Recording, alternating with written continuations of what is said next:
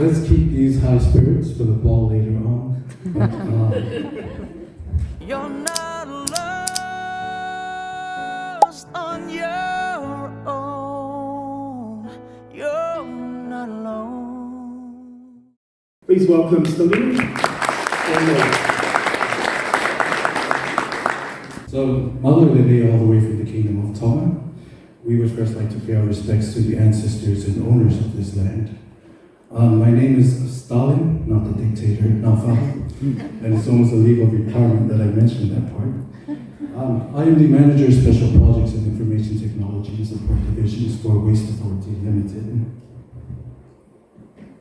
So, Waste Authority is the only entity in Tonga that's mandated to manage and dispose of all waste across the main island and the outer islands as well. Established in 2006, it's 18 years old, barely legal. It's servicing 96% of the population as of today, a far cry from where we were 18 years ago, where we only serviced 10% of the population. I noticed that it works differently from New Zealand. You have the Auckland Council, for example, and then you have the waste collection contractors who actually collect the waste.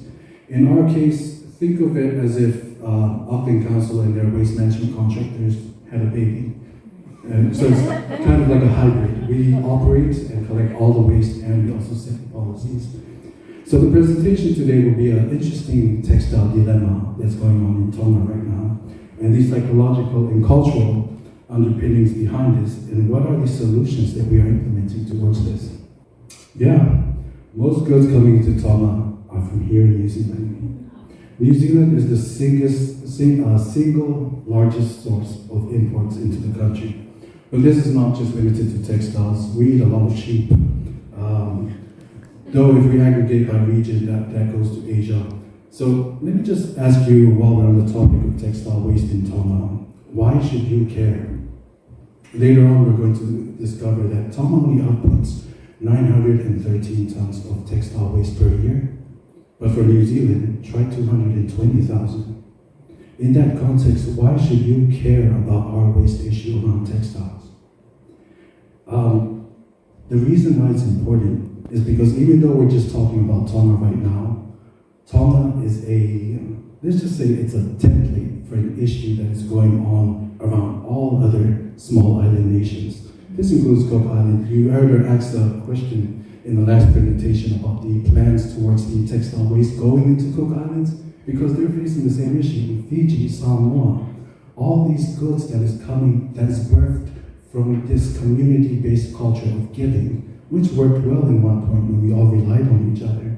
But now where the world is at now, with the economy, the gift of giving is soon becoming a curse. And you will soon realize why. Wait, speaking of this curse going into our landfills, what we love about landfills is that it gives you a snapshot of your nation, about yourself. We're like fortune tellers, but trashy. Sorry, this should have been removed. So you're coming back to 913 tons of textile waste per country. That's about 8.5 kilograms per person. Not much, but for a population as small as ours, it's quite a lot, especially when we don't have much land to begin with. Only 700 square kilometers of land in all of Tonga. So eventually we'll soon start burying ourselves in waste. And that's the story not just for Tonga, Cook Islands as well, Fiji, Samoa, and other nations as well. Sorry, this should have said 97%, but I don't know why I said 103. I think the 6% difference is my wardrobe. So in 2004, the textile waste that was coming out was only 4.3 kilos per person. Fast forward 19 years, now we're at 8.5. And this is a very interesting figure because the population has remained stable within the past 20 years. It wants to grow, but people just keep dying. And the economy hasn't seen any vast strides either, but most importantly, this is what's interesting, the amount of textiles being imported into the country each year has remained stable. So it's not like the amount of textiles is growing for the amount of textile waste to grow. No, it has just remained the same.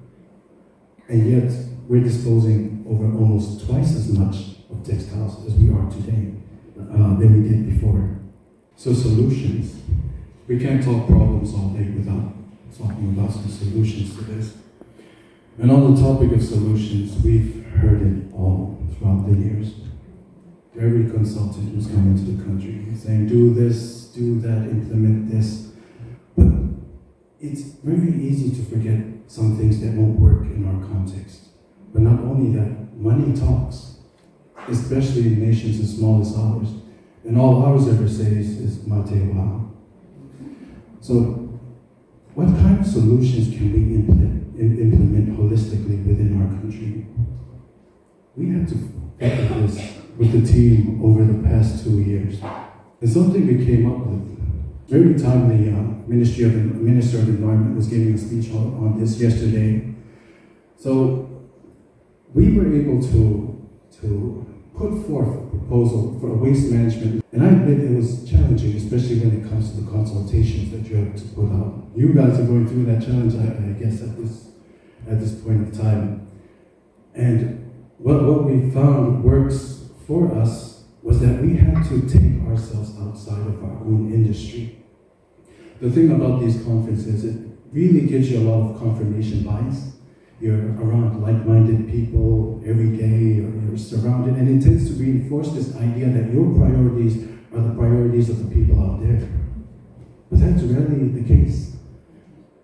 When you're out there as a regular citizen, your priorities are, do I have enough to pay my bills?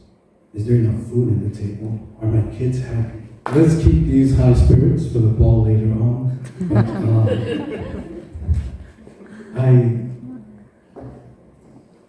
I don't know where to continue from here. I didn't practice this far.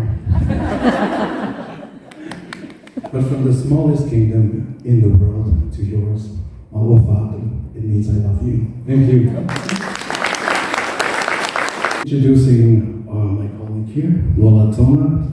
She is the manager of the administration and projects department division, and she runs our community awareness and public outreach programs in Tonga. And she'll give you a brief snapshot of why is this. Lola, please take the stage.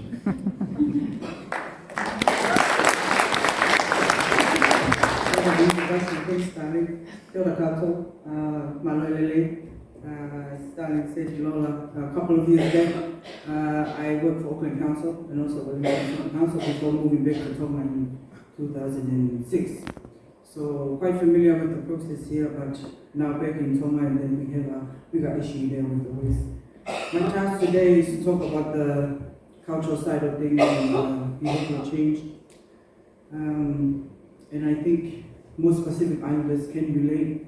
We were brought up in a society in Tonga that giving was our love language, and that's how we give. And not just saying that all these items are coming from New Zealand, but actually we have a large population of islanders in New Zealand that are also, it's their way of giving back to us in the islands and their love for us that they keep sending stuff over.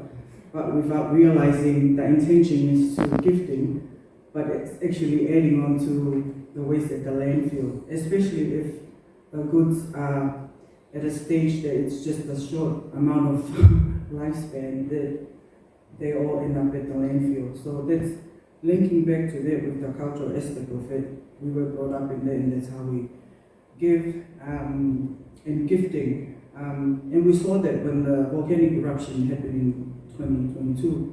I think that there was the most time in Tonga that was receiving a lot of aid, and not just from donors in different countries, but also from families and relatives and our friends from the Pacific. And we saw that too. A lot of churches, for example, our church, my church back home, we had a container that they sent, and straight away I could tell, because I lived here, that most of the goods there was from reduced to clear. So it hit like a month before it expired. So the moral of the story is that we couldn't even consume this food because it was expired before it got to Tonga.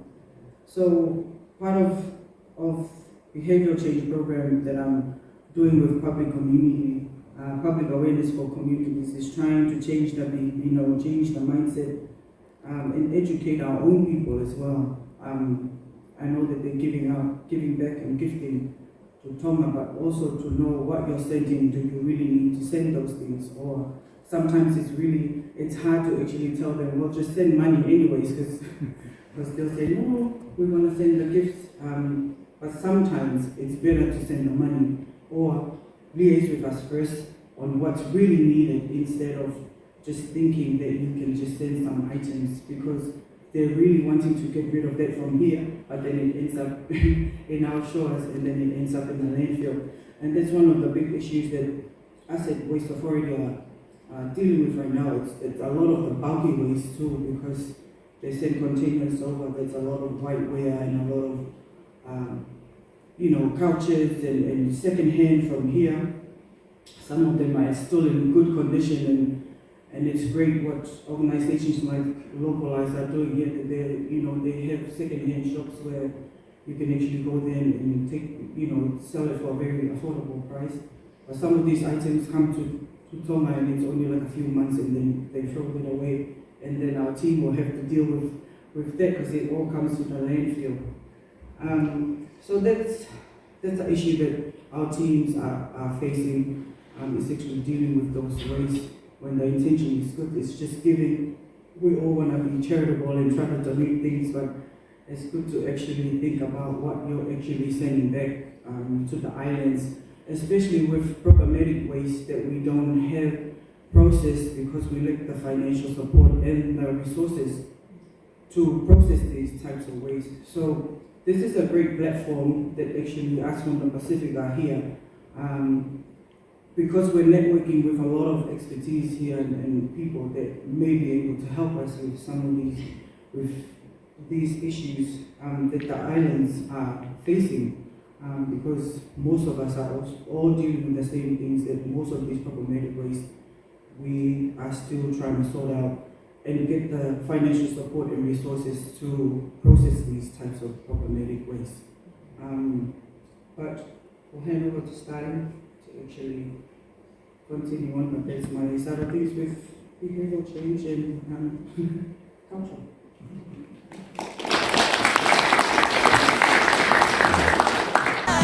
And I won't let you go.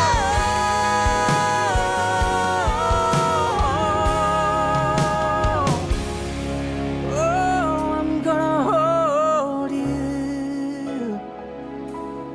and I